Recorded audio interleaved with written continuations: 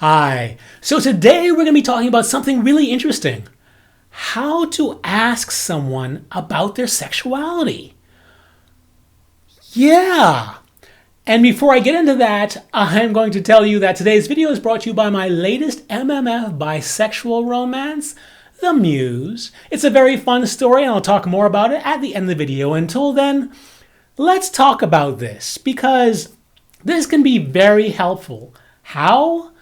Let's say that you are a woman and you meet another woman and the woman seems to be straight.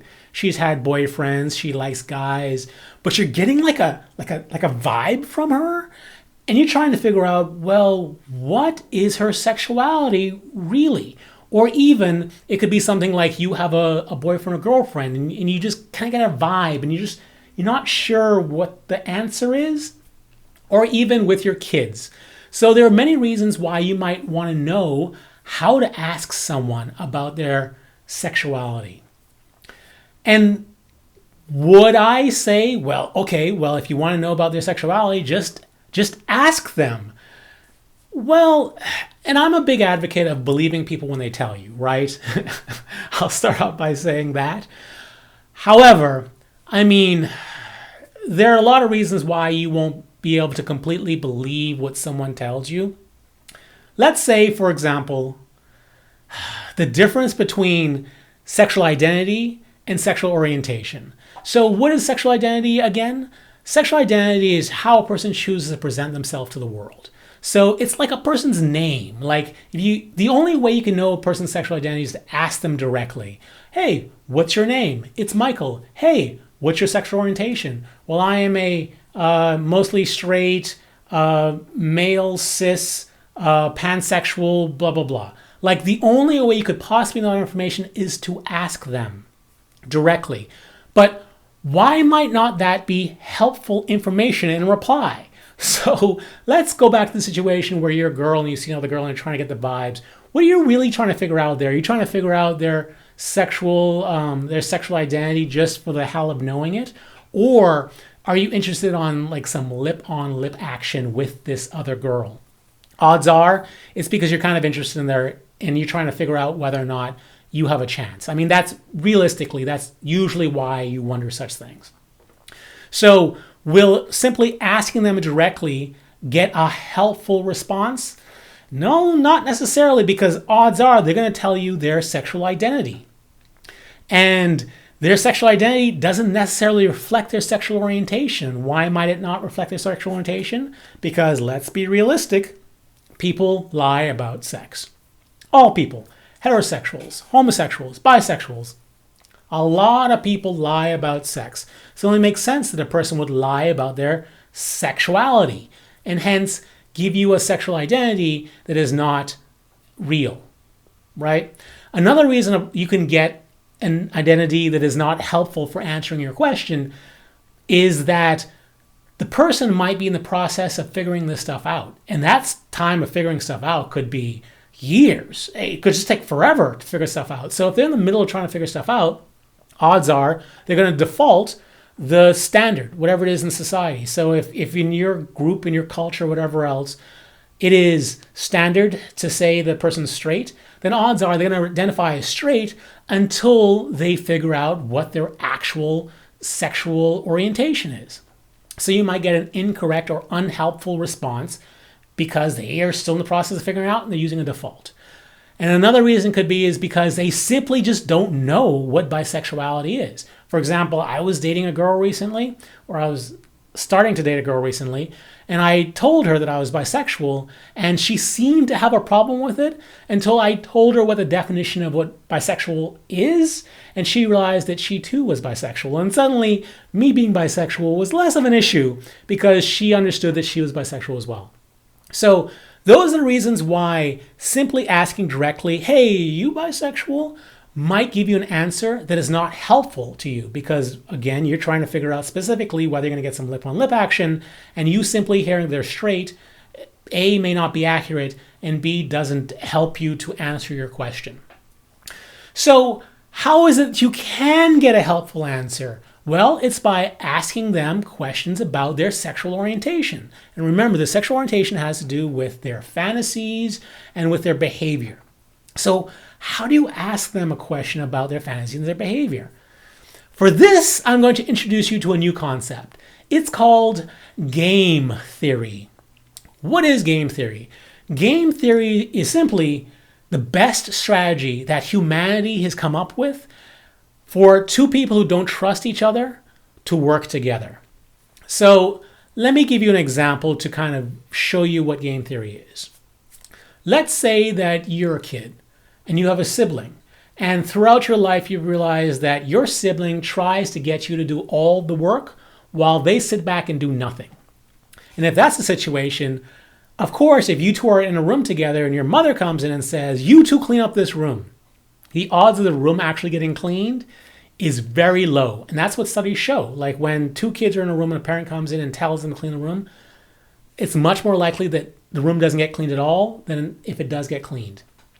So how can you, as a kid, you know that you have to clean your room and your sibling's there, and you know that odds are if you start cleaning it by yourself, your sibling is going to make you do all the work and do nothing towards it. But at the same time, you both know that if you both try to clean the room, that the room will be cleaned faster if both of you do it. How could you possibly get the best situation out of this? How could you get your sibling to work with you to accomplish the task? You can do that by saying this to your sibling. If I pick up one toy and put it away, will you also pick up one toy and put it away? If they agree to do it, you can pick up one toy and put it away. And if they don't pick up the other toy, then what does it matter? You've picked up one toy and you haven't lost much sweat. You haven't lost much energy, and you could just stop picking up toys. However, if your sibling then picks up a toy and puts it away, then you can do it again and say, if I pick up one more toy, will you pick up one more toy? And if you do that and he does that, then you two will have cleaned up the room and you will have done it in half the time than it would have taken either one of you to do it alone. That's game theory. And this has been implemented in many ways throughout history, most famously with the nuclear arms race that the United States and Russia were in the 1980s. There was something called the S.I.S.T.A.H treaty. And essentially what that treaty was the United States saying to Russia, look, if you guys destroy 100 nuclear bombs, get rid of 100 nuclear bombs, and we verify it, we will then get rid of 105. And if you verify that, will you then get rid of 110? So forth and so on. And this is actually what happened. Russia went first and destroyed a certain amount of nuclear weapons. The United States then followed with more. Then Russia, the United States. And that was how the nuclear arms race between Russia and the United States was ended. By this game theory, which is essentially trust but verify. Okay, so now that we have this really cool concept, the best that humanity has come up with dealing with two people who don't trust each other to accomplish a goal, how can you use that to ask someone about their sexuality? You can use this with a girl asking another girl. You could use this with your boyfriend or girlfriend. You can use this with your husband or wife. And I've had some success implementing this in a certain way, in which case, a lot of people come out to me about their sexual identity or sexual orientation because I first say to them, I'm bisexual. And I do it in such a way that's kind of casual and in such a way that they feel comfortable admitting to me the same thing. Now, why I don't necessarily just recommend just telling them your sexual orientation or you're talking about your sexuality up front, it's a strategy. It could work and it does work. But it doesn't necessarily get the person to reply to you immediately. So for me, a lot of the times right after I said it, someone would say it back, say their sexual orientation to me or talk about their sexual experiences with me. But there are also times when it took weeks for someone to kind of admit the same things to me, or months. In some cases, it took years.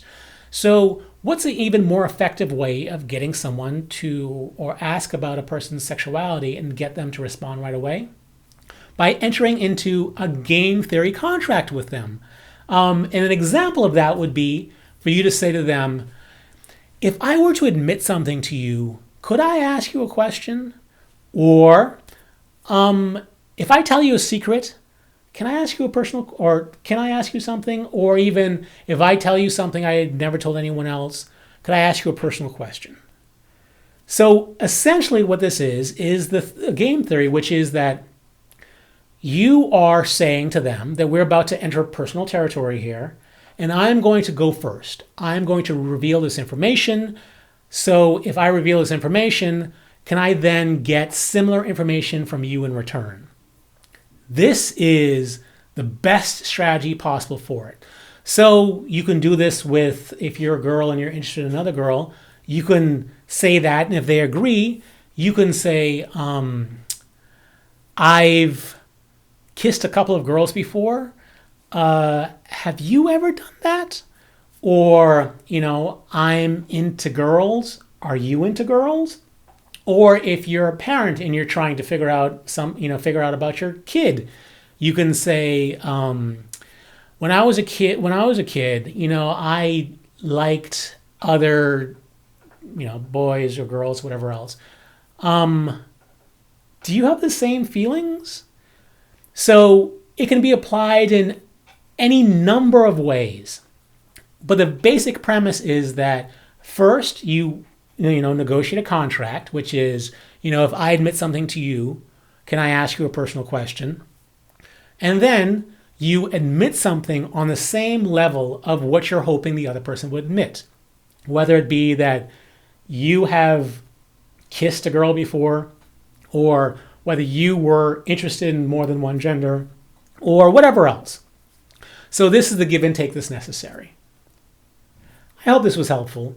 And I'd also like to kind of point out that I am an advocate of believing someone when they tell you their sexual identity.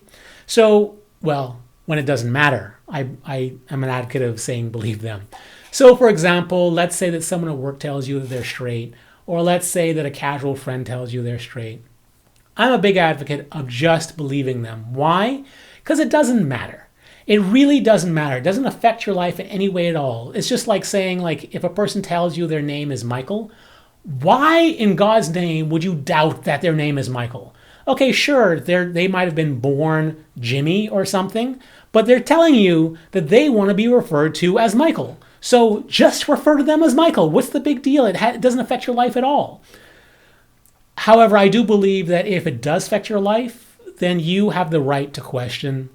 You have the right to, dig a little deeper because it affects your life. Let's say that if it's a person you are interested in going out with, well, their sexual orientation matters to whether or not you will be able to go out with them. So it affects your life. You have the right to question. Or let's say it's your girlfriend or boyfriend. Or let's say it's your wife or husband. I mean, you have the right to ask these things and to wonder and to even doubt sometimes. Now, they also have the right to get pissed at you and to break up with you because you did that, because you don't trust them. They have that right too. So you have the right to question. They have the right to respond to your question how they think is appropriate. So keep that in mind. Yes, if it doesn't matter to you, believe what someone says when they tell you who they are. Now that is something I hope that you find helpful and useful. And if you would like to support this channel so I can do more videos like this because you found this one helpful and useful, you can support the channel by checking out my book, The Muse. It is my latest MMF bisexual romance, and I promise you it is fun. It's funny. It will keep you turning pages. You never know where this story is going to go, and believe me, you can't guess where the story is going to go, even though you know that all of my stories end with a happily ever after ending. Hey, I write romance novels. Romance novels always end with a happily ever after ending, but the fun is the journey, and I promise you, The Muse is a very fun journey. So please check it out. You can find the books currently, today, you can find them on Barnes & Noble, on iTunes, on Google, and on Kobo. And soon you'll be able to find it on Amazon, but not quite yet. So please check that out. Also, you can check out my t-shirts currently available on Teespring. Eventually they'll get back to Amazon, but they're not quite there yet. And also you can check out my bisexual lapel pins specifically on Amazon. The links to all that stuff are in the description section below. Until then, you can give this video a thumbs up and you can subscribe. I do many videos on bisexual topic and I try to do them every Sunday. So if you'd like to know when a new video comes up, subscribe and click on that bell. And by clicking on the bell, you'll be telling YouTube that you'd like to know when a new video comes out. Till next video, stay cooler, my bisexual friend. Stay cooler. And check out my latest MF bisexual romance, The Muse. It's a fun, fun read. Bye.